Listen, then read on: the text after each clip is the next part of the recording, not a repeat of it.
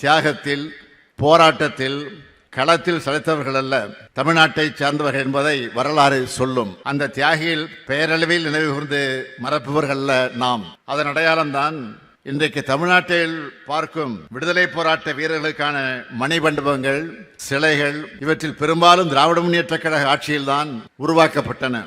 பாஞ்சாலங்குறிச்சியில் வீரபாண்டிய கட்டபொம்மனுக்கு கோட்டை, மகாகவி பாரதியின் இல்லம், பெருந்தலைவர் காமராசர் மணிமண்டபம், மூதறிஞர் ராஜாஜி நினைவாலயம், தில்லையாடி வள்ளியம்மை மணிமண்டபம், வீர வாஞ்சிநாதனின் உறவினருக்கு நிதி, கப்பலோட்டிய தமிழன் வ.உ.சி. இழுத்த செக்கு நினைவு சின்னமானது, பசுமன் திருமகனாருக்கு மணிமண்டபம், விடுதலை போராட்ட வீரர்களுக்கு இலவச பேருந்து பயணம், மாதந்தோறும் நிதி, தியாகிகள் மணிமண்டபம், விடுதலை பொன்விழா நினைவு சின்னம், மாவீரர் பூலித்தேவர் நினைவு மண்டபம், தியாகி விஸ்வநாததாஸ் வாழ்ந்த இல்லம் புதுப்பிப்பு, மகாவீரர் சுந்தரலிங்கம் வாரிசுகளுக்கு வீடு, நேதாஜிக்கு சிலை, கக்கனுக்கு சிலை, சிப்பாய் புரட்சிக்கு நினைவு தூண் என நாட்டுக்காக உழைத்த தியாகிகளை போற்றிய அரசுதான் திராவிட முன்னேற்ற கழக அரசு. இந்த வரிசையில் இன்றைய திராவிட மாடல் ஆட்சியிலும் தொடர்ந்து தியாகிகளை போற்றி வருகிறோம்.